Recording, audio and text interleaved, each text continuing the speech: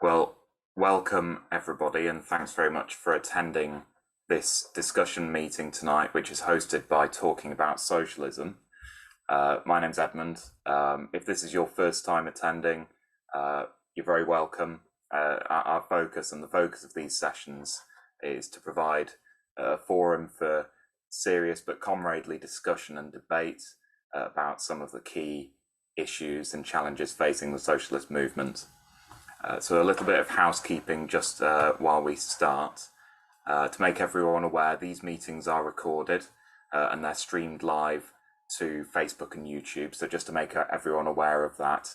And it also means, of course, that if you know anybody who you think might be interested in these discussions, perhaps couldn't make it tonight, please feel free to share the recording of the discussion afterwards via those platforms and engage them with the conversation as well.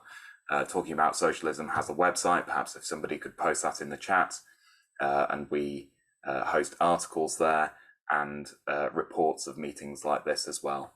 And so comments and discussion on the website are also very much welcome.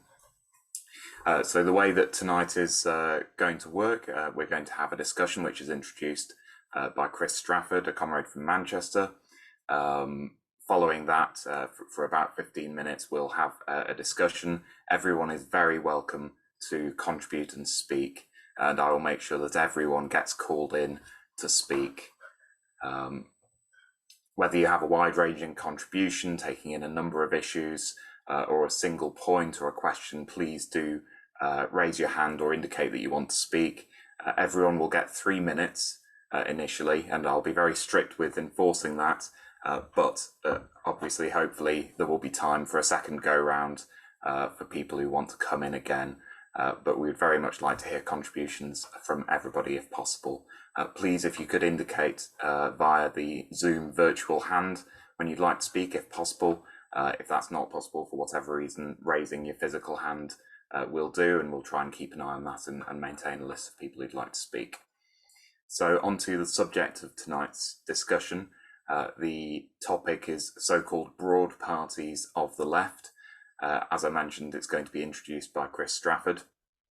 In terms of the background to this discussion, which I'm sure will be more or less familiar to a lot of people here, really the background is the comprehensive defeat of the movement around Corbynism, which took so many people into the Labour Party and into activity in the Labour left.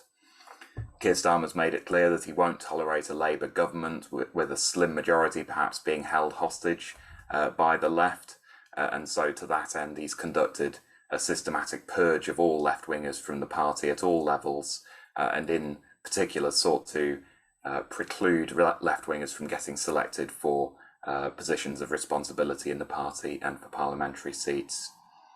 So against this backdrop, many people who are involved in the Corbyn movement and some who weren't are raising the question of whether socialists or people on the left need a new party. Many terms are being used to describe that, from mass socialist party to mass workers party, a party of the left, a communist party, a broad party. One of the questions we need to answer is, do all of these terms, the different terms, mean the same thing? Or do they represent different political analyses of the situation and of the organisational challenges that face us? So Chris is going to introduce the discussion and present his views and his analysis for about 15 minutes. And of course, we'll hear from him again at the end to try and respond to some of the points that have been raised and sum up as well. So I'll hand over now to Chris. Okay, thanks, Ed, and I'm very grateful to be invited to speak and to begin this discussion. Ed's put it very, very nicely in terms of are broad parties, socialist parties and communist parties all the same, and what are they for? I think one of the things I want to start with Transform, the fact that they've put a call out for a new party is important. 5,000 people have signed up. They've raised a bit of money as well, so it's not a it's not a flash in the pan, hopefully, what we will see. But there is a desperate need for a party that gives an alternative to the status quo, that is an alternative to the capitalist parties. In Britain, we've had 30 years, maybe a little bit more, of attempts to form a new left party to the left of the Labour Party. Many of us here have been through some of them. Some of us here may have been through all of them.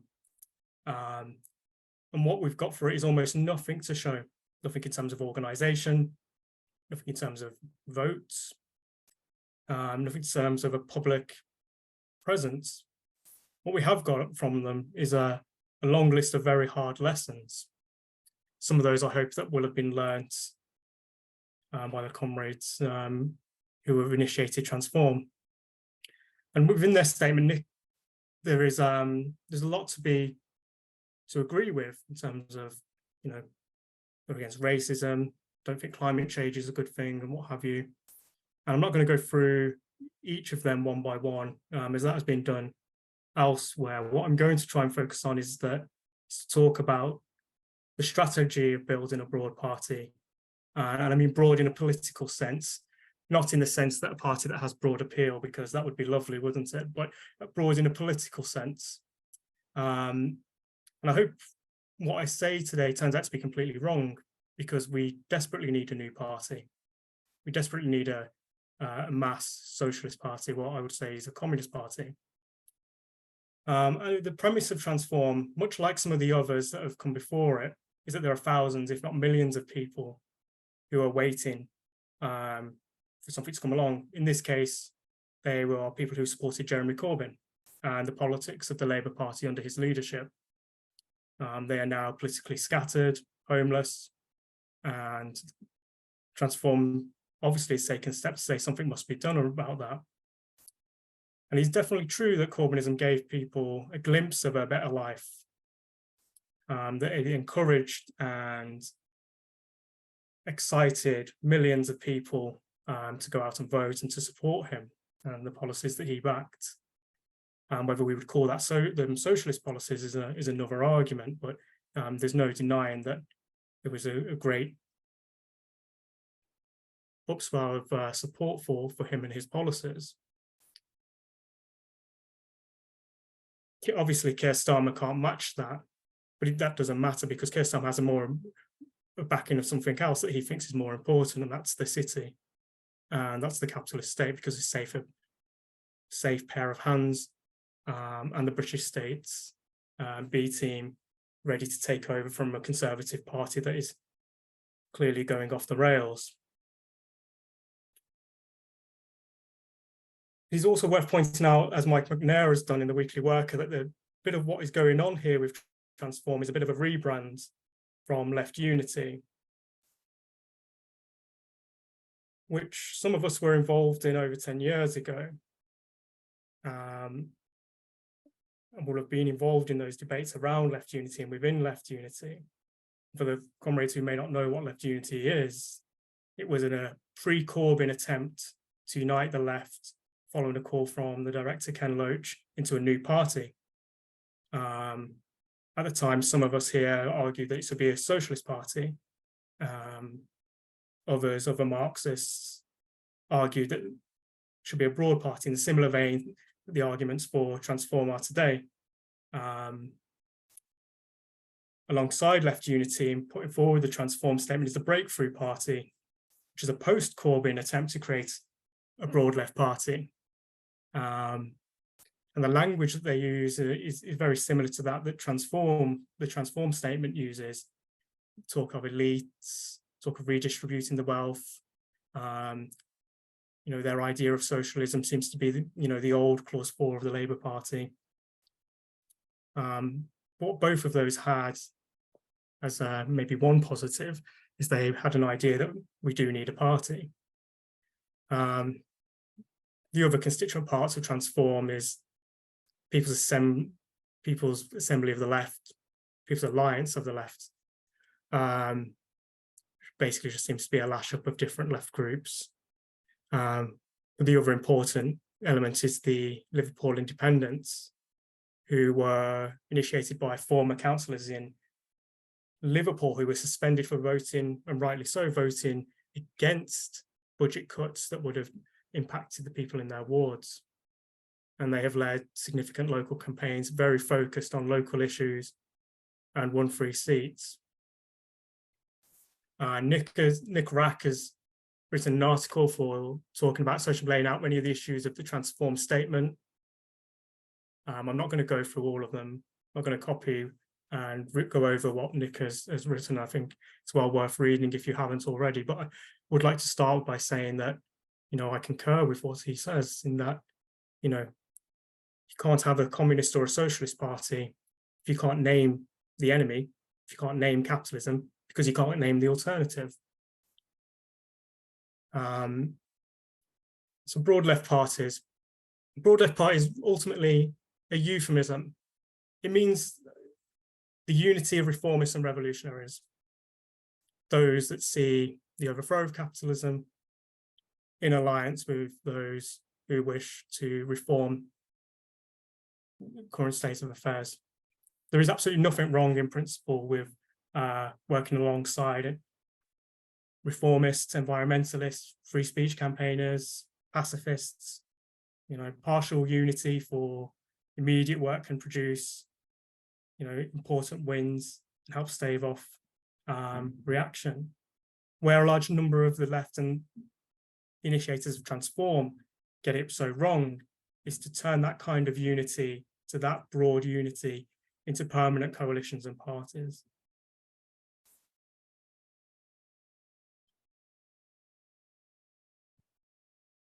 We often get the same arguments from proponents of broad parties that the need for an alternative is very clear. With respect, there was a war on, we had a massive anti-war movement. We had the anti-capitalist movement before it. We'd seen the social movements and what happened at the big gatherings in Seattle and Genoa. Or people are just getting very angry and very poor through austerity. But their argument would go as long as that not everyone who wants an alternative is a convinced communist or convinced socialist. So to bridge that gap, we need a political formation that is ambiguous, or at least silent when it comes to capitalism, revolution, and communism. That way a left party can be able to attract a larger body of people, basically everybody who already understands that the dice are loaded against the majority in society. A decade ago, Alan Fournett and John Lister of the group that is now called Anti-Capitalist Resistance, I believe, was at the time called Socialist Resistance, spoke of having a party that would be broad enough to encompass many thousands that are just hostile to neoliberal capitalism, because obviously other types of capitalism are fine, who want alternatives based on equality and justice, but who are not yet ready to give their affiliation to a particular brand of socialism, or even to call their radicalism socialism at all. As I said, 10 years ago, we were engaged in an argument with those comrades about that. And there is something seductive about that argument, especially if you're convinced in doing so that there are millions, thousands, millions waiting for you to build it.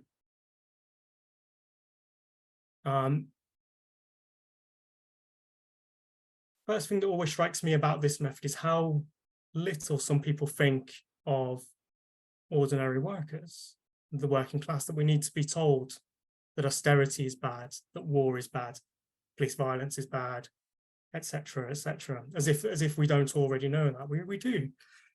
There is an idea that if we go out and talk about real things that matter to real people, if we brainwipe ourselves and give up talking about capitalism and socialism, we stand a better chance. A better chance to do what?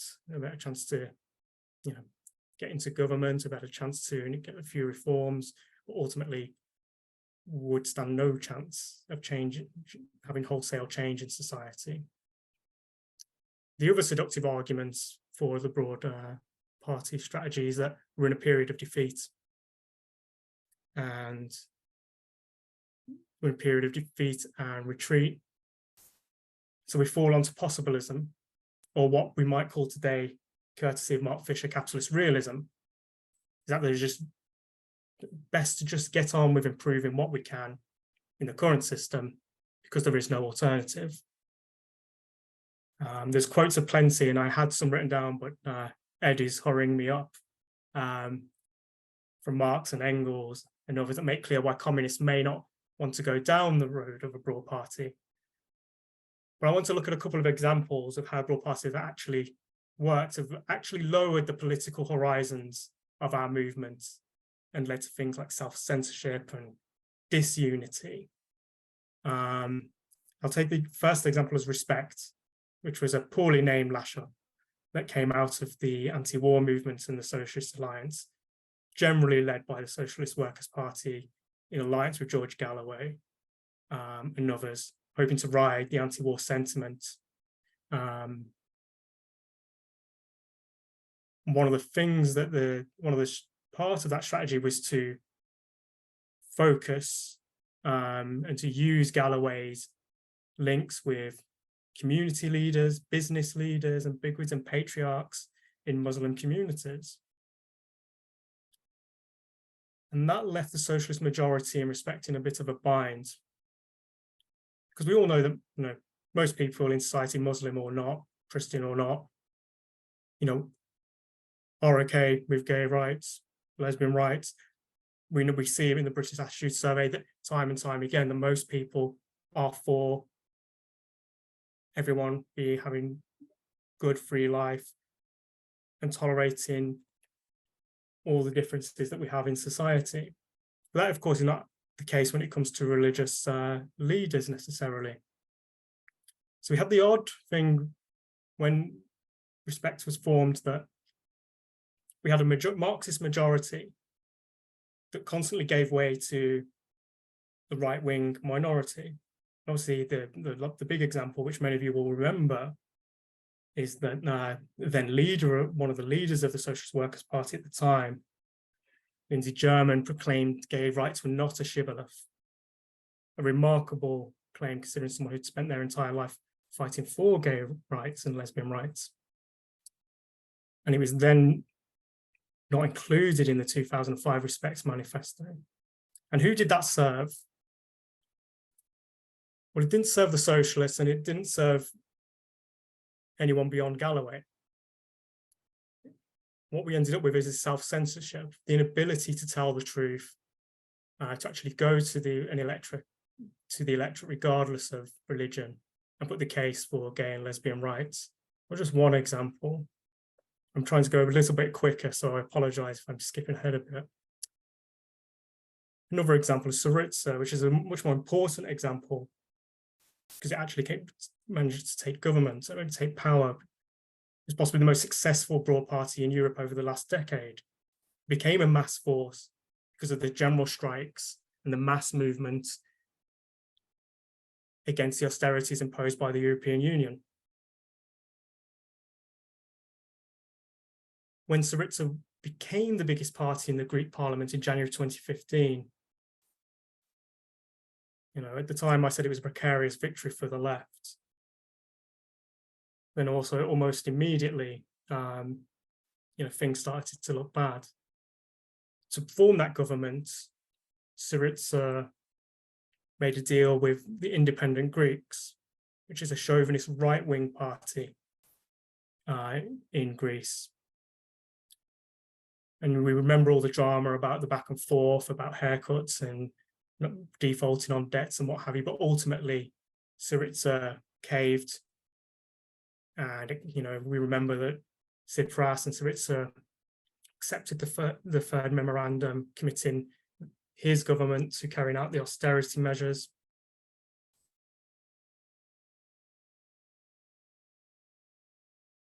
And at that point, it was a little bit too late for the left inside, who had been for a broad party, for the Marxists, for the socialists in there, because they too were held in contempt by the electorate. So when it came to the September 2015 election, the party that came out of Syriza was absolutely trounced, and that holds some important lessons in terms of being able to answer whether you're for reform or revolution, whether you're for class independence or alliances. and what have you. Ed, I'm just going to need a couple more minutes and then I'll finish. Yeah, go ahead, Chris. So what respect in a small way and Sarita in a very big way shows that the tendency of broad formations is always to the right. And for a time, you know, things can be going well because you'll be gaining votes, gaining support and what have you, but ultimately, you know, you're in a ship that's pulling two ways, and either one side's going to win, which is usually the right, which is almost entirely the case, or it splits apart and you end up with ruins. There's many more examples we could talk about. Socialist Alliance here, Podemos in Spain, Die Linke in Germany, and what have you. But I think, skip ahead a little bit. One thing I think we should be aiming for is to tell the truth. And it seems like kind of like a, you know, could pull a George Orwell quote out or what have you, but we should tell the truth about what kind of society we live in. You know, Transform does not say that we live in a capitalist society, does not say that capitalism is responsible for the problems we are seeing in our, you know, in our environment, you know, the poverty that we see around the world.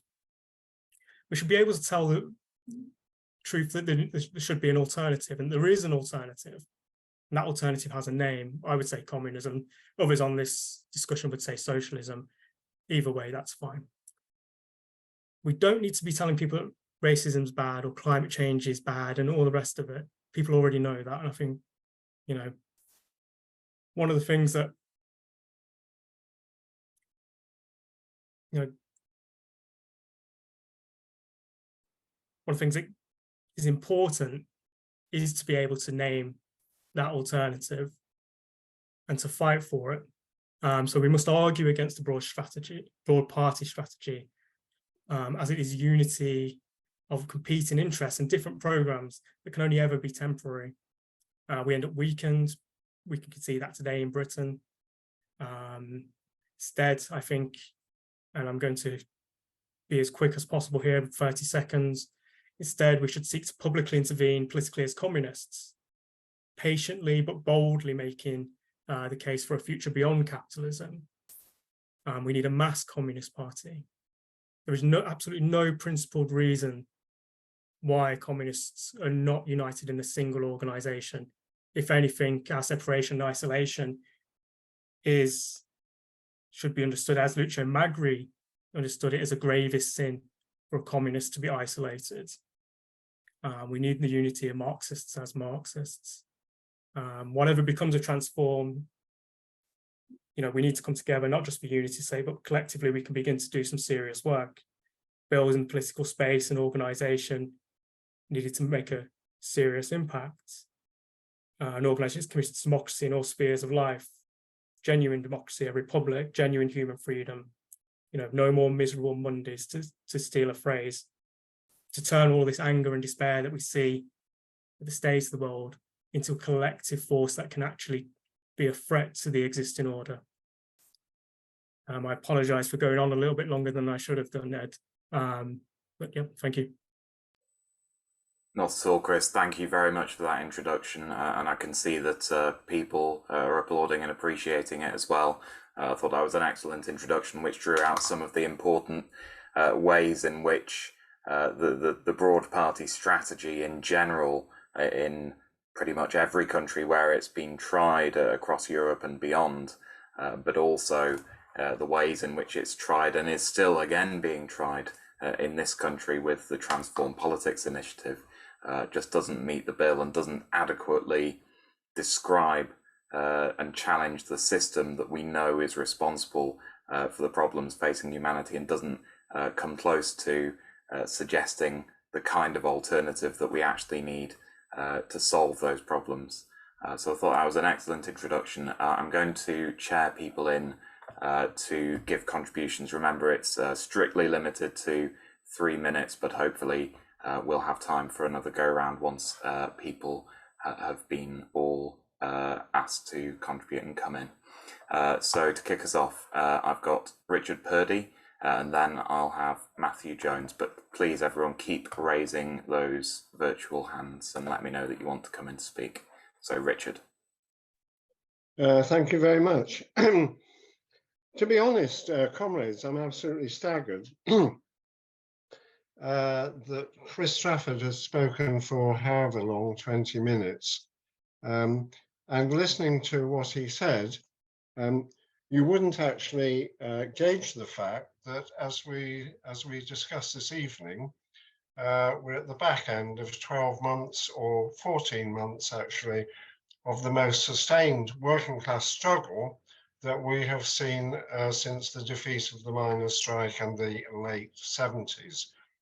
Now, the fact of the matter is, if you want to follow the history, if we want a mass socialist party, the fact is that if you look at the great leaders and theoreticians of the movement, what they did was build a political organization out of the struggles on the ground of workers. So you talk of Lenin, Trotsky, James Connolly, Rosa Luxemburg, Liebknecht, Antonio Gramsci. All of those leaders related their politics to the struggle of workers on the ground, because, as Marxists, we say that the emancipation of the working class must be the act of the working class itself. So the tradition that I stand in, and I'm an ex-member of the SWP and a current member of Counterfire, is that of socialism from below, not looking to electoral alliances, first and foremost, or to electoral politics, first and foremost. That's not to say that elections are unimportant. Now, Chris mentioned the failure of Syriza and the failure of, excuse me, Podemos and Die Linke in Germany, all of which have sought alliances in the end with parties to their right and forces to their right.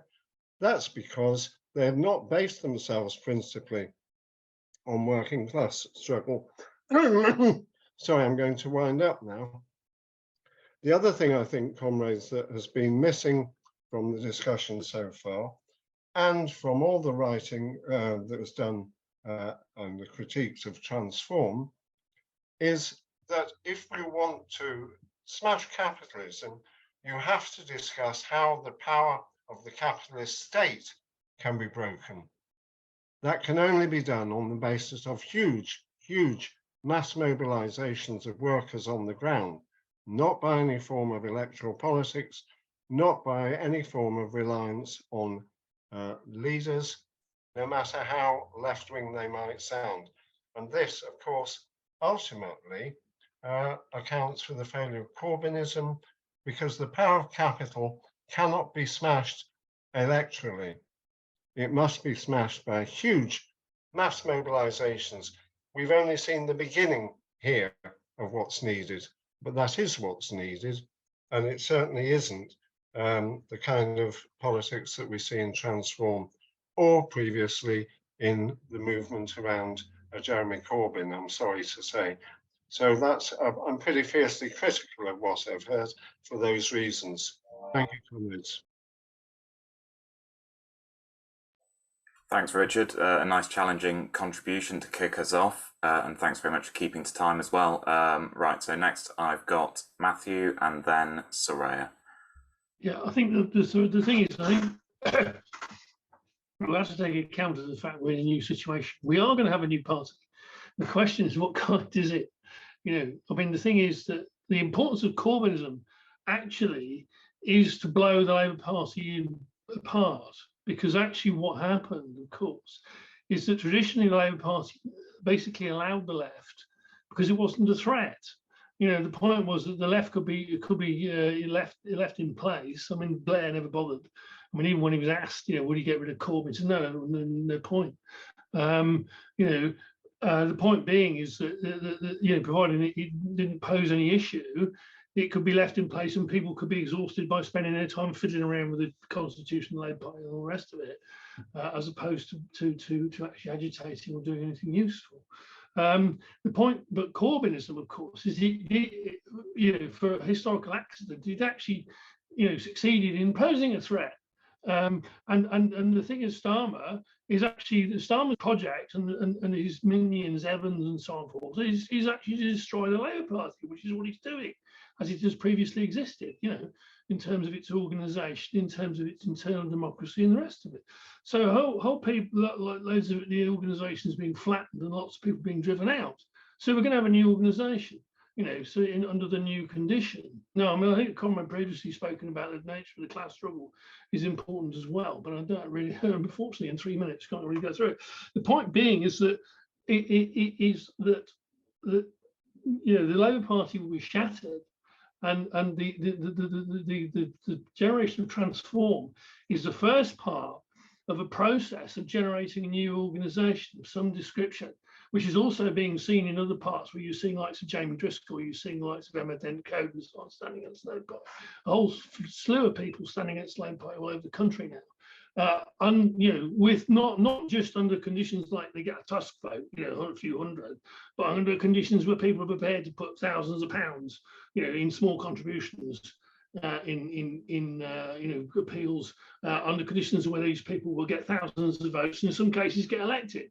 And so the real question we're facing is, okay, what's the argument about the nature of that?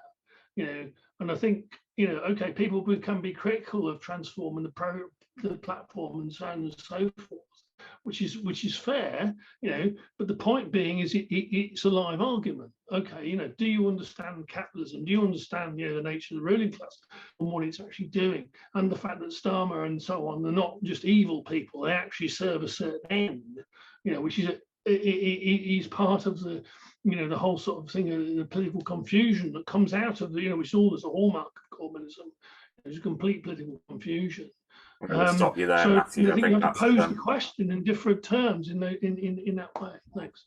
Thanks, Matthew. Right, it's going to be Soraya coming in to speak next.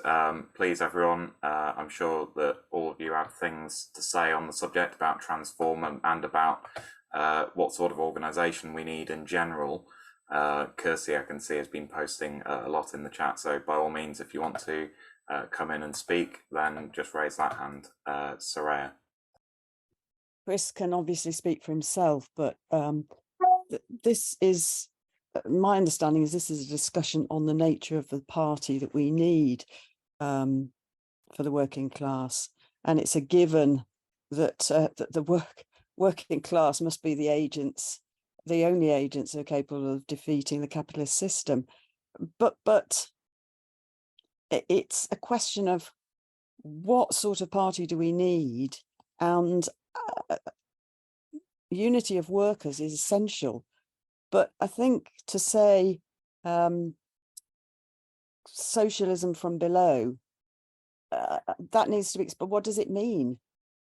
What does it mean? We don't have any socialism from top down. I hate that expression, top down, where there are these enigmatic leaders. It's a question of what sort of party do we need? What are the role of people who are in leading positions? How to prevent them from being detached from the class that they purport to represent? And the fact that it's unity itself, forgive me, unity in itself is not enough. What we've seen in the past, and Chris touched on this, and thank you very much, Chris, for your introduction. We've seen unity where it's been the lowest common denominator that has united, appeasing those with whom you align, and that can't be right. Ridiculous position with where you don't mention abortion because a particular person isn't in favor of it. You know, the right of women to control their own bodies, that's just one example. So it's a question of discussing what sort of party we need, the nature of the strikes that are taking place at the moment. For me, the role of the party is to intervene and address what is needed. And that means a party with workers, but also to go beyond the basic economic demands that are being made. Because I think, forgive me, was it Richard who spoke, talking about this, the most sustained working class struggle since the miners' strike. It's also, I think we have to recognise, and I don't mean this in any superior way, but that the level of consciousness of the miners was far greater because of what we've seen has happened since. The crushing of the miners' strike had an enormous psychological effect on the workers. And in the decades since, you've had even more of a deterioration, if I can use that word, of the so-called leadership of the trade unions and of the Labour Party, which for me is not and never has been a socialist party with the aim of defeating capitalism. But all that has to be considered. So I think this is a really useful discussion for me, because it's the concrete of not just, for me, that the issue is not just saying, oh, we need this, but it's actually tackling the nitty gritty of how we get what we do and how we achieve it. Thank you, Soraya. I should say as well, obviously, since the Transform initiative published its call for a new broad party of the left, it's said that many thousands of people have supported it, and it may be that there are some people on this call who've put their name to it and are keen to find out more about it. And if you're one of those people, by all means, it would be great to hear from you and tell us what you think about it, and what you think about the prospects for developing a new organisation, and whether you have any other comments to make. So I don't have anyone with their hands raised to speak right now. So I've got a couple now.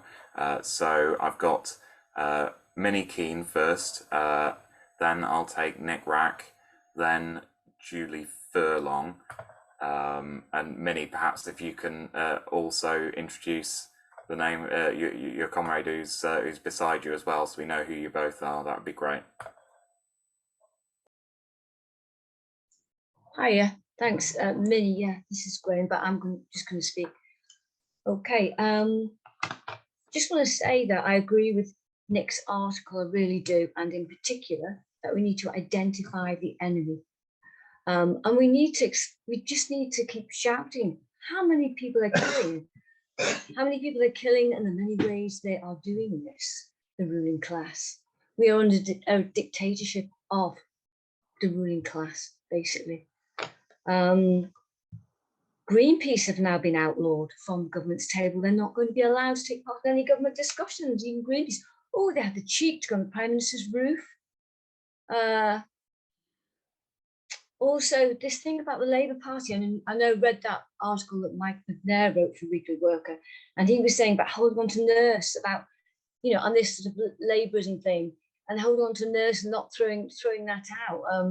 But I mean, that's probably a bit of an upper class saying, I didn't have a nurse or whatever, but it's yeah, it just I was absolutely frustrated, even on Labour Left Alliance, the amount of people saying stay in Labour Party and fight when you knew it was over, that was it, gone.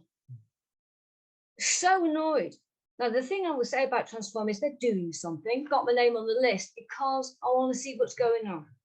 But I agree with what Nick said. Look, there was a really interesting talk in Novara Media by Dan Evans, and he was talking about professional management classes, is it, the PMC, and about how the working classes don't really like to be told what to do, and they don't want to be managed by people who are used to managing people.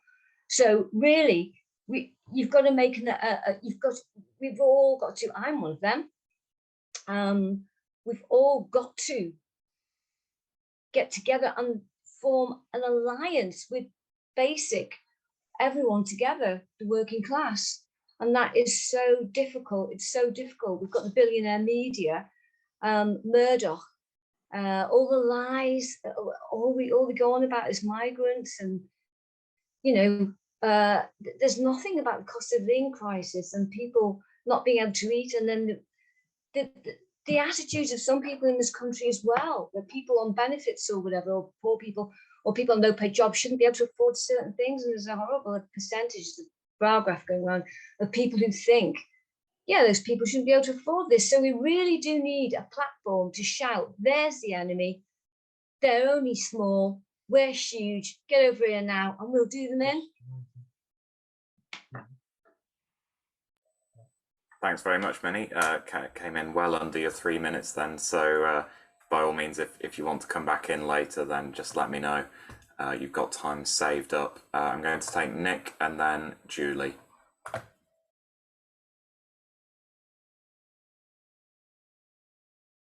Still haven't learned after 4 years how to use an unmute button. Thank you, Ed, and particularly thanks to Chris. I thought it was an excellent introduction. And I think it's important to understand that these discussions, they last an hour and a half, and we give the speaker 15 minutes to address a particular subject. So they've got to be looked in the broader context of our general approach to politics. And therefore, I thought that Richard's challenging contribution at the beginning was a bit unfair. And much of what he said I agree with, but I thought the criticism of Chris's introduction was unfair. So we've had the rout of the left in the Labour Party. And we've had the rout of Corbynism in the Labour Party. And what we're seeing at the moment is an attempt to rebuild Corbynism outside of the Labour Party. Now, you can take the point of view, and I think it's valid, that every small stumbling step towards an ultimate answer is to be welcomed and supported and encouraged. But I think it's also important to say that it has to be criticised, because Corbynism was inadequate, in my opinion. Corbynism was no answer to the problems that we face, which are problems at the root. They are problems of capitalism. The cost of living crisis, capitalism. The climate crisis, capitalism. The war in Ukraine, capitalism. And we have an obligation and a duty to explain that unless we tackle, challenge, and confront with a purpose of defeating and overthrowing capitalism, these crises will not be resolved. They'll simply get worse. And for the world, in terms of the environment and the climate crisis, that means absolute devastation for whole sections of the world. For the working class in the advanced capitalist world, it means a complete erosion of all the reforms that have been won in the post-war period. And for the rest of the world, who are already on life support machines, it means death agony without end. And so what we're trying to do in these discussions is to bring together people who recognize that capitalism has to be overthrown, and recognize at the same time that the forces of people that believe that are relatively small. But we're confident that the ideas of socialism, communism, those ideas can find an echo, because people's experience of everyday life, whether it's in the workplace, whether it's at home, whether it's trying to pay for their home through a mortgage or a rent, whether it's trying to cope with a deteriorating health service, they want answers. And so, yes, by all means, support and encourage what is happening with Transform or with other calls for broad left parties, but be realistic, they do not have the answer. And if you're not prepared to confront the enemy and name it, you really aren't going to resolve and point an answer and what the solution is. I'm going to cut you off there, Nick. Thanks very much for that. That's great, thank you. I'm going to take Will McMahon and then Kirsty Lowe. Matthew, I can see that your hand's raised. My aim is to get as many people in and contributing, so I've seen you there, and thanks very much, and I'll get you back in at some point. So Bill, and then Kirsty, and then Dave Hill. Okay. In the next general election is going to be in probably January 2025, if they can get away with it. We're looking at what's been a 30-year period of the left trying to regroup and organise itself in numerous different ways. If you start with the Socialist Labour Party in 94-95, you then go on to the Socialist Alliance, you then go on to Respect, you then go on to Tusk, Left Unity and Transform. Now, I think one of the apps, two things I'd note about that. One is Transform appears to be a version of left politics, which is the most rightist version that we've seen in that period. I mean, Respect, you could say, is along those lines, but we seem to have been, the left seems to have found itself pushed to the right all the time during this period in order to try and regroup people. And I think the lessons that we can draw from that is that it hasn't worked. And we need to be clear about that. We've been involved in a great moving right show, and it really needs to stop. I think the issue that Matthew raises is an important one, because it's about what's going to issue from Starmerism. Yeah, because it seems to me fairly clear that Starmer's role is to evacuate the Labour Party, not just of socialists, but also social democrats, actually, to drive them out. Okay, now I think what this means is that the next period is going to be extremely messy, and there's going to be a whole range of different attempts made to form left coalitions. And for example, people will be hoping that Jamie Driscoll is going to break to the left. Now, anybody who's read anything that Jamie Driscoll has put on his Facebook site, don't hold your breath. His dad was a tank driver. He's a patriot. He thinks that workers employers who pay workers well and treat them nicely are good employers, then we should value them. These kind of people are going to be forced to break from Labour, I think, in a way, because Starmer won't allow them to be in. Yeah.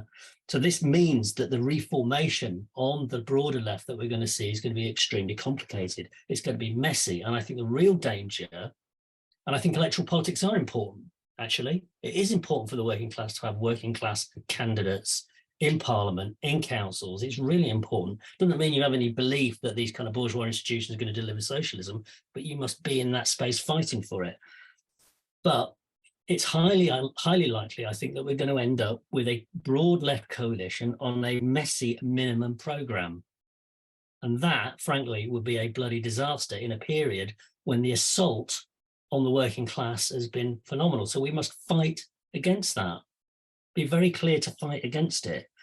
But in doing that and thinking how we can form a socialist party, and I think socialism, communism is interchangeable, and I think we should fight for the word socialism. We should give it to them. We should fight for that word. It belongs to us. Is we have to think creatively, right? So I think it's problematic now, having thought about this for some time, to say it's going to be like the formation of the Labour Party. I'm not sure it is. It's problematic to say it's going to be like when Lenin came along and banged everybody's heads together and said, form a mass communist party. I'm not sure that's what will happen either, because we're doing. I'm going to stop you there, Will. And we need to think about how to do it. I'm going to stop you there. Perhaps you can come back in a bit later. There was also a question posed to you in the chat by Bob Walker, which you might want to have a think about as well. I'm going to chair Julie Furlong, and it was my mistake. Julie was down to speak next. After that, we'll have Kirsty Lowe, and then Dave Hill, then Janet Sillett. So, Julie, go ahead. Done it. Right. I've been listening to everybody, and a lot of it I agree with, but what I'm still unclear about is what we're actually trying to do here. Because there's obviously a real conflict between how do you have an electoral party working within the democratic process whose aim is an overthrow of capitalism, because that's not democratic in that way. So it's like you've got an automatic complete pulling in loads of directions, which I think, as other people have said before, brings every party that tries to do that back to the right. And I'm not sure that is possible to have that broad left party. I mean, I've been in and out of the Labour Party for most of my life. And I think as I get older now, and as I've finally left completely, I've realised that that isn't necessarily the way to go, because every time it gets tried, it fails. because it's set up to fail. It's set up to keep a system going that we actually want to get rid of. And as other people have also said, I think we need to tell the truth. And that, for me, was one of the major things about Corbyn and the whole of Corbynism. It was actually someone talking in politics the closest to truth that any people had heard in a long, long time. And there was a resonance there. People reacted to that well. And I think, yeah, there was the obvious pullback and pushback because of that. But we need to start telling the truth. What do we want? And that doesn't mean, as I think Matt and others have said, that we can't support these groups. I don't know anything about this new Transform or whatever it's called. But I don't think that's necessarily the route to put your entire energy in, because it's not set up to do this. And I think if you set up an organization, it has to be one that's going to do what you believe is necessary. And there is always going to be that complete pull if you try and do two things that are completely opposite. One of them is not going to work. And we all know which is the one that ends up losing out. So it's like, I'm not sure that a mass political party is the way to go, much as I support and applaud other people's willingness to do it and attempting to do it. I don't think it's something I want to be part of, because I've tried that and it doesn't work. There were other things, but I've forgotten what they were. So I shall keep quiet now. Thanks very much, Julie. Well, that was actually a really important contribution, and I know that Chris will have some things to say at the end about why we need a party, and of course what that party should do in terms of its day-to-day activity and how it should work out its strategy. So I know that he will come back on that in due course. We've got Kirsty next, then Dave, then Janet. Thanks, Edmund. Great speech from Chris and everybody else that's been on. The reason I think we do need a new political party is because all the ones that are in Westminster are all taught the same way. They're all taught the same way. And as far as I can see, they're not actually fighting for the working class people. For a start, the RMT have been on strike for over a year and a half, and they've still not been getting any different wage increases. They can't get any. So what are people meant to be doing for that? The cost of living is absolutely scandalous. And I was just reading about the COVID thing as well. With Boris, just now it's cost for him alone to get represented and his witnesses, it is £8 million that the taxpayer has to pay, but also it will go up to £100 million. Now, how are they helping the working class people of our country? And Sir Keir Starmer has got an absolute cheek for taking away left values, because the Labour Party was founded in left values. That is what the Labour Party stood for. And to be perfectly honest with you, I am an absolutely disgrace with the Labour Party at the moment. I think they're not even trying a leg for people. They're not suffering. People are not able to pay their rent, their mortgages, their anything. They're even telling people like us that we can't go abroad. I don't go abroad myself now, but they're telling people that are disabled that we're not to go abroad if we get picked or anything else. Now, what is that? That is not democracy. That means we can't have a free, we've not got free speech, free anything. And the way that Keir Starmer is going just now, with not supporting strikes, any union should not be supporting him. And I'm really angry about that, but that's my take on it anyway. And thanks for all the speeches tonight, them and tonight. Thank you. Thanks very much for that, Kirsty. I'm going to call Dave Hill in next, then Janet, and then Kate. Yeah, thank you, comrades, and thank you, Nick, and etc. for organising these important sets of discussions. I want to make 4 points. First of all, about the broad left, but we all know enough about the broad left. We all know enough to think about Syriza and about Podemos and about Die Linke. We know that they always ally with the right. They carry out neoliberal policies. And so the broad left ultimately, and perhaps before ultimately, is no solution. That's the first point I want to make. Although I did think, I must say, I rejoined the Labour Party just during Corbyn's era.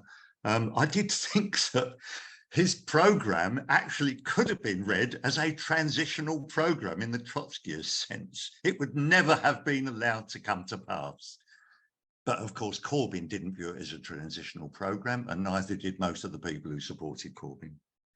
Second point I want to make is about we've got choices, haven't we? You know, we're revolutionary Marxists, communists, etc. So what do? We've got 3 choices. Do we go into a broad party with the danger that we will be suffocated and eventually expelled when we try to assert ourselves?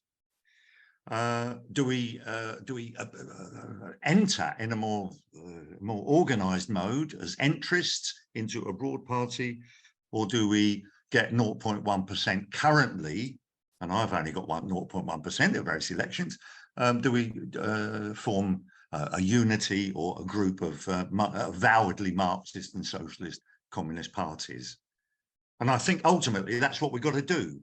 But in the meantime, Transform is better, apparently, so far, than Enough is Enough. At least they're trying to organise people, whereas Enough is Enough seem to stamp down on organisation. It was a leader-led organisation. So let's see if Transform can be a bit more affiliated with workers' struggles, etc. So I suppose my conclusion is, as a revolutionary Marxist, anti-capitalist, is to say that we don't put all our eggs into this new formation, but we put a couple of our eggs into that new formation because it is helping to organise people. I'll end up by saying that I've been fortunate enough in my life to live in 2 revolutionary situations in Portugal and in Greece. I was a photojournalist just after the Portuguese Revolution, and it was direct action that won it. I don't just mean the military coup of the left-wing generals and colonels and captains more, and majors. I don't mean that, but it was the Communist Party organising in the Alentejo. Just every farm was occupied by groups of workers led by the local Communist Party, waving their scythes and their sickles, and the landlords just fled. So that was direct action. The other bit of direction, this is my final point, is I was lucky enough to be physically involved, living and working in Greece at the time during the hot summers of the pre-revolutionary, actually, I think a revolutionary situation in Greece in 2010, 11, 12. And can I ask you to wrap up? They did the direct action. All right, 3 more sentences. They took over the television station, and that's what we've got to do. We've got to take control of the capitalist media. Look how scared the capitalist class is when even the press is stopped for 3 hours. We got to stop it for 3 years. Thanks very much, Dave. I've got Janet, and then Kate, and then Chris Jones. Right, okay. Mainly a couple of questions, or 3 questions. Just about Transform, it seems to me it is largely a sort of continuity Corbyn party, which is why it's actually, because they got in there first and seems to be very popular with a lot of people, a lot of ex-Labour, or actually in Labour at the moment, who hate Starmer and hate what's going on, but don't really have anything. I mean, are still sticking with the kind of 2017, 2019 manifestos. I don't think it goes that much further than that, except and this is a question, it's about left unity.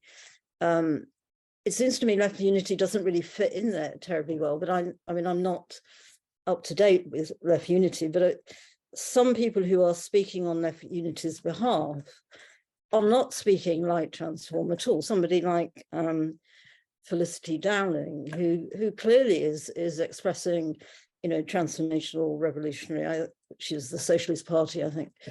So it seems to me there are the kind of contradictions there that are going to mean it's going to struggle, even if it's, you know, got a momentum with a small m, which I think it probably has amongst a certain group of people who are absolutely desperate for something that isn't Starmer. But just a couple of questions really about to Chris, I guess. So you talked about Transform, you talked about respect. You didn't really talk about, I don't think, the other sort of Marxist Leninists or socialist parties, or at least say they are, that are already in existence, and how any, if there is going to be another Workers' Party, a Communist or Socialist Party, is how that works with the members of those parties. I mean, looking at the Workers' Party, it seems to me it's a disaster, a complete disaster, which is dominated by Galloway and is populist.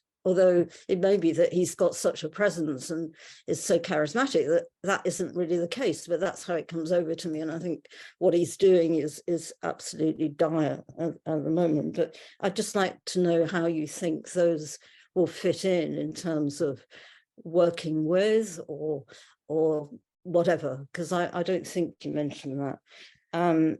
Also, I don't think you mentioned, or anyone mentioned, I don't know quite the name, but was a very, very large Zoom meeting for a campaign for a mass workers' party, which isn't, I don't think, like Transform. And obviously it's not actually about forming a party, it's about building a mass movement. And I went to that Zoom meeting and I can't remember much about it now, but it was very large. And it seems to me there are many people who are involved in that, or at least interested in it, who need to be part of this other more socialist or communist, or whatever you want to call it, embryo of a party. That's it. Thanks, Janet. I think those are some really important questions. And of course, the question of how a new party, a new socialist party is going to emerge and who's going to be involved are important questions, no less than the political basis on which it's formed. Perhaps they're both things that need to be considered, and it's part of an ongoing conversation, which I think tonight is really helpful for. Next up to speak, I've got Kate, and then I've got Chris.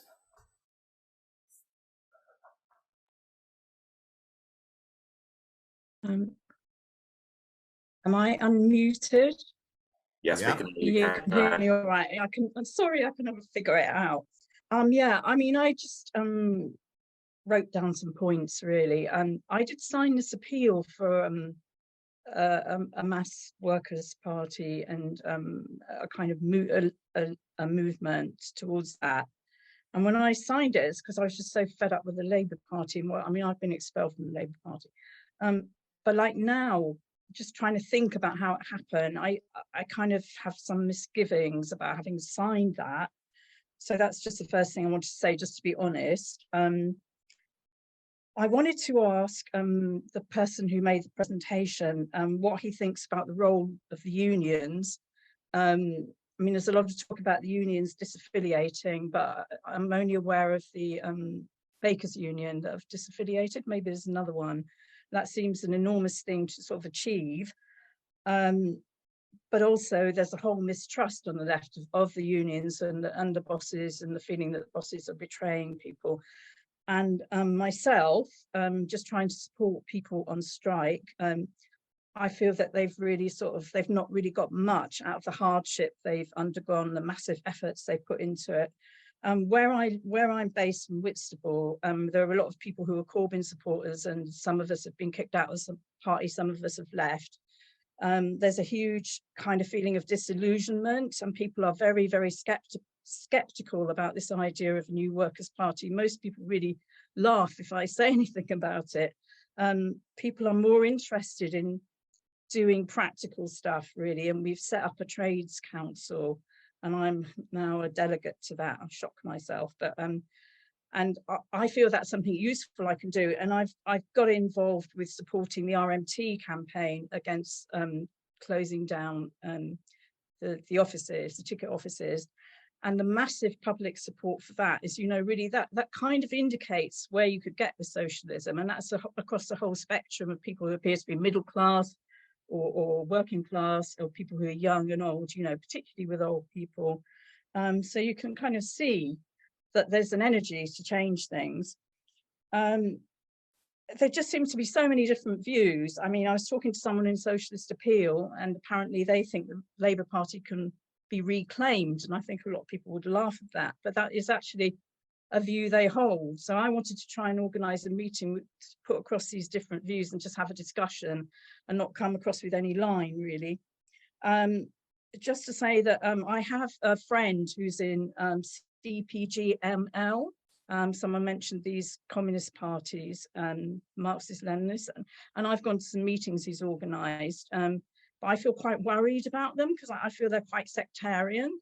And also, when I've tried to talk to him about including the issues of oppressed people, his view is it's all just about economics and engaging workers, really. And I just feel that's a very limited view. I'm not sure if that comes from the leadership or just my particular friend.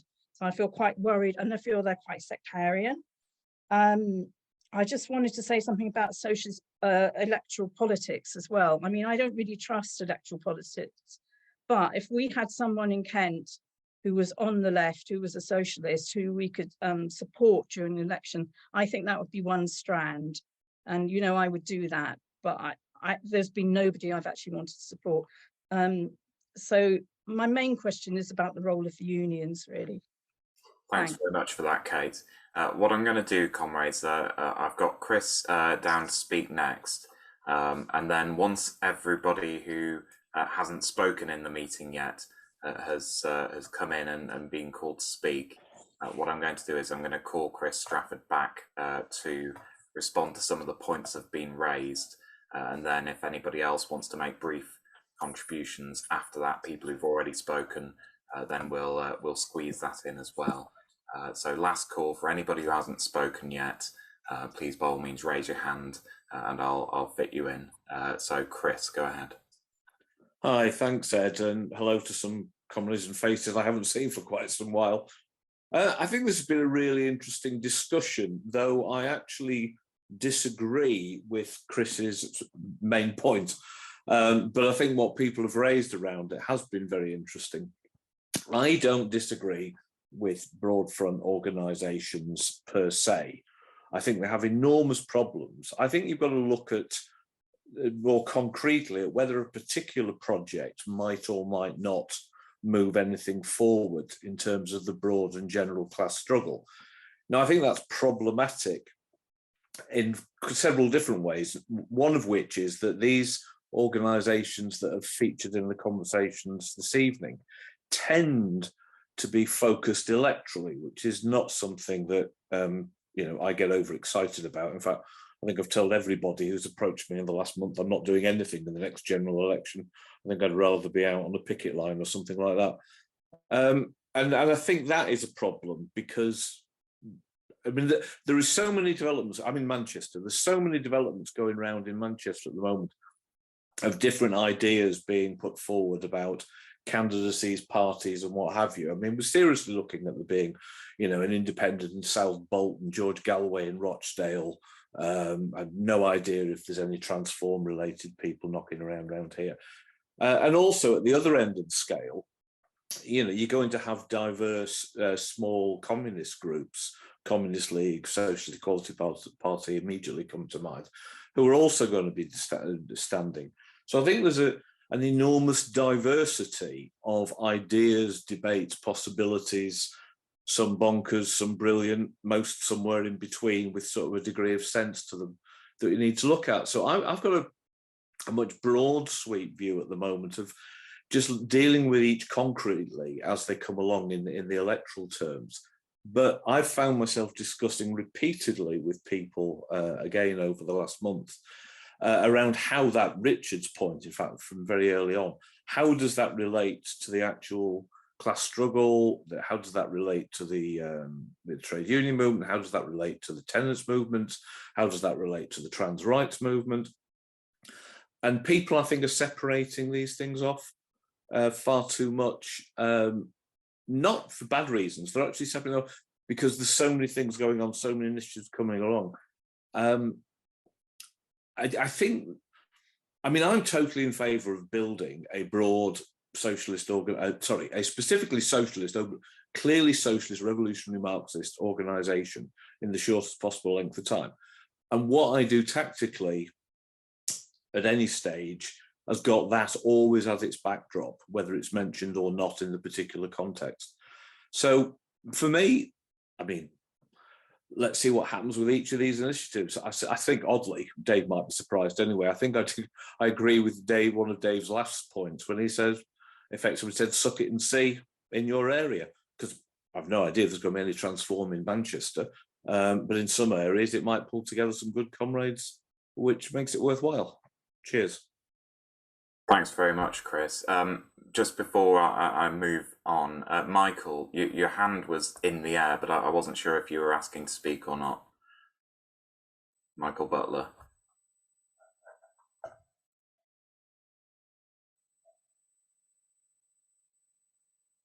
I'm going to take that as a no, unless I see some waving. Brilliant. All right. Well, I'm going to ask Chris Strafford to come back and respond to some of the points raised. Thanks, Ed. Very interesting discussion, lots of interesting points. Many I agree with, some not so much. Richard's point at the beginning about not talking about strikes and working class activity and what have you is, yeah, I mean, as Soraya said, you know, we are for, or I am for working class party. It's based on the struggles of the working class. I think the only way that capitalism can be superseded is by the working class taking power itself, for itself. But that can't be done by strikeism, essentially Bakuninism, which is what the anti-electoralist kind of argument always tends to. You know, there's a grand big movement of strikes, or there's a great social movement, you know, against globalization or what have you. That's more important than elections. And obviously, the flip side of that is you could get stuck electioneering, or that has been your only focus. But I think for communists, I think elections pose a unique opportunity in that it's at one time in which the whole of society actually discussing politics. And it's at that point that you can then relate those strikes and those struggles in a way that in which it gives people an actual opportunity to vote for an alternative society. You know, I don't think a new society is going to come out of social movements or strikes. It has to come out of the political action of the working class, the political action of the working class taking power for itself with its own programme. And that involves standing in elections, that involves strikes, and so on. Janet asked about the unity of, or the existence of of socialist parties and the SWP and Socialist Party, Workers' Party, and what have you. I mean, I think there is no principled reason why we have all these, while communists are separated out into different organisations the way we are. Especially when you look at some of the splits that have happened within our movements, have been over small tactical disagreements. What we need is programmatic unity, and that programme should spell out the working class coming to power, a democratic republic, and a communist future. When it comes to things like the Workers' Party and George Galloway, I wouldn't touch them with a 10-foot barge pole, to be quite honest. I think they are a red-brown formation. Don't want to take up too much time, but I do want to answer Kate's question on the role of unions, because I think that's really important. I think one of the big attempts over the last 10, 20 years has been to create a new party of the trade unions, the Socialist Party with its Trade Union Socialist Coalition, and some of us will have been involved in that. Some of the people on this call will have been candidates for Tusk more than once, and they did a good job of doing so. But for me, I think the creation of another trade union-led party or another Labour Party would not be ideal. It's not something that I see as a step forward. We've got a Labour Party, and even if Worrell is right that Starmerism is to break that historic link and to end the left and any kind of link with the working class is right, I still think it wouldn't be the job of us as socialists or communists to create a new Labour Party. Precisely because trade unionism's politics sees itself as advancing the interests of workers within capitalism as it exists, within the society that as it exists today.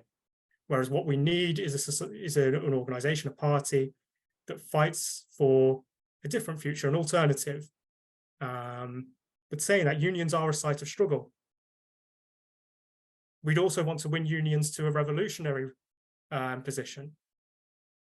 And part of the work of any party or any communists would be to take up that work as well. Thanks, Ed. Thanks, Chris. That was commendably brief, and I thought really summed up some of the important arguments that we've got to have. We're going to have something of a quick fire round now because I want to make sure this meeting closes promptly. So if I could ask you to limit your contributions to a minute, so pick your best points, comrades, and I'll take comrades in this order: Matthew, Minnie, Richard, and then Will, and then Nick. So Matthew, you've been waiting very patiently. Thank you for that. Go ahead, comrade. All right, I think there's a couple of points. I mean, we would have said more, but I think the important thing, first of all, the strike wave. I mean, the thing about the strike wave, of course, is it's not really broken through the union bureaucracy. The bureaucracy been able to control it in one way or another. At least workers have actually succeeded in winning some stuff. But the other point about it is it's international. So we've seen a huge convulsion in France. We've seen strikes of real importance in the US and other countries all over the place at the same time, as of course the attack on the working class has been coordinated internationally by the ruling class. But of course, to actually attack the position of the union bureaucracy, you actually need a political organization. I mean, unions are not enough. You need a political organization in order to express the interests of the working class against, precisely that layer of the bureaucracy which is formed to control it. I think the other point to be made in this current situation, in which we're forming new formations are coming to be, is that they're not controlled. At the moment, there's no control. If you look at all the other ones, you look at Socialist Alliance controlled by the Socialist Workers' Party and the Socialist Party, Syriza controlled by a branch of the Greek Communist Party, and you can go through them all. They all control. Die Linke controlled by the Social Democrats and the former Stalinist party of East Germany and so on and so forth. This one is not. And the question is, okay, really, it's a question of an argument. Can the left organise itself? Can the revolutionary left organise itself and put together a decent argument and actually fight? Because at the moment there isn't anything. There isn't an organised force to Thanks, oppose. Matthew. I'm going to cut you off there. Thanks. Thanks very much, Matthew. Minnie, go ahead. Yeah, I agree with Kate. You sign up and go, is it going to go anywhere? Why does it do that sort of thing? But it's something. Maybe go to the first meeting and put your views forward about what we think we need. Anti-capitalist party. And then say, I'm withdrawing from this. It's US occupation. We are occupied by 12,000 US troops. We need to know what we're up against. It's not just our own army or, They're occupying our legal system as well. Look what's happening to Assange. Not allowed to set the context for activists of why you did the action you did. These parties like Transform, it doesn't say we don't need the rich. It's always, well, let's take a bit more from the rich. It doesn't say we don't need the rich. We don't need the rich. We need common ownership. So we really do need to know what we're up against. The Jakarta method, Indonesia, the amount of trade unionists and communists that were murdered, it was millions. You know, we've seen it all over the world, how they take us down. How would they outlaw us if we do get our party up and running and it's huge, etc.? They may just take our banking offers, etc., etc. And is it my understanding that capitalism began by setting up, or some towns and cities became capitalist and they defended the towns? They started setting up their own systems. Also, yeah, democracy. We really do need democracy. We don't need reheated laborism, and we need democracy. And I think the next session of talks in Labour Left Alliance is going to be about setting up a party. It starts right at the end of August. Yeah, I'm gonna stop you there, Minnie. But I thought that was a series of excellent points. Richard, I'm going to show you back in now. Thanks very much indeed. Well, first of all, I want to endorse the contribution from Matthew. We've been talking about the unions or the trade unions. It's very important to understand that those are divided between salaried bureaucracies and rank and file, and those interests do not coincide. That is why, in spite of the wonderful upsurge of militancy we've also seen postal workers, nurses, firefighters, health workers settling for far less than could have been won. So to counter the conservative and cowardly impulses of the salaried bureaucracy, we need to rebuild rank and file organisation. Next, I welcome Chris Jones's comments.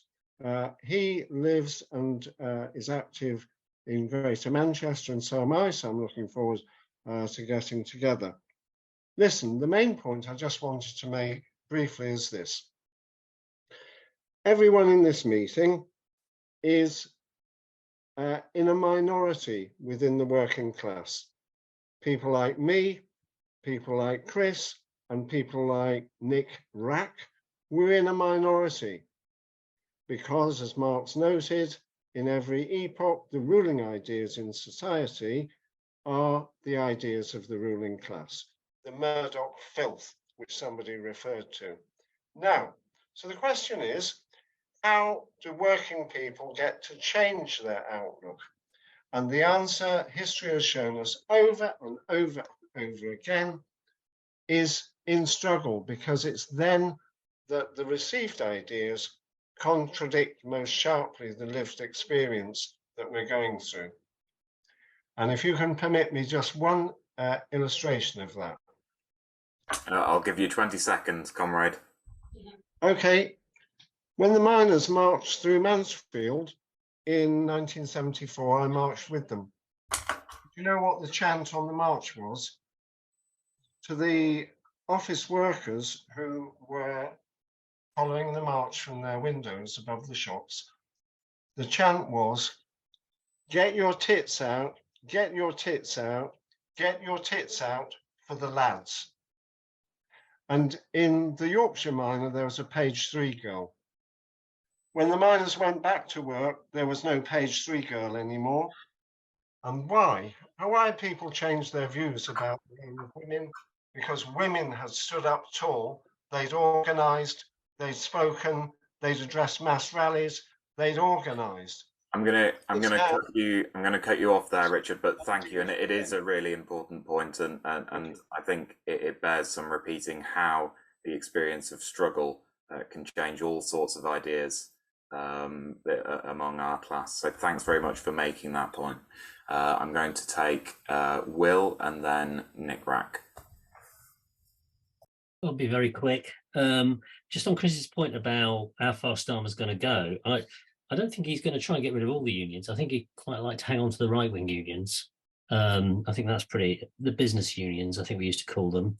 My main point was that it's going to get messy, and that we're going to have, if we're really unfortunate, we're going to have a left social democratic coalition and then a Heinz 57 of other electoral formations, and God help us if the Workers' Party win a seat, given its red-brownism. I think that the really important lesson we have to learn from the last 30 years in left regroupment is that Marxists, socialists, communists, and I think of all those as being the same thing, need to build a network where we can regroup, tactically intervene, learn lessons of interventions in the class struggle and other places, cohere ourselves and grow. We have gained nothing out of the last 30 years. We've got smaller, and we have to have a strategy to make sure that doesn't happen again in the next period, which is likely to be fantastically dramatic, I think. Thanks very much, Will. Nick. Okay, very briefly, we're in a minority. We're communists, socialists. Our ideas are not the majority in the working class. Our aim has to be to turn a minority into a majority, because the only way that we can transform society if the working class acts for itself to take power and change society. So the question is, how do we do that? I completely agree with Richard. People learn most quickly when they're in struggle, but we need a party to assist that program, because the answer, the way that we transform society, is political. We need a political program, and for that we need a party. What is a party?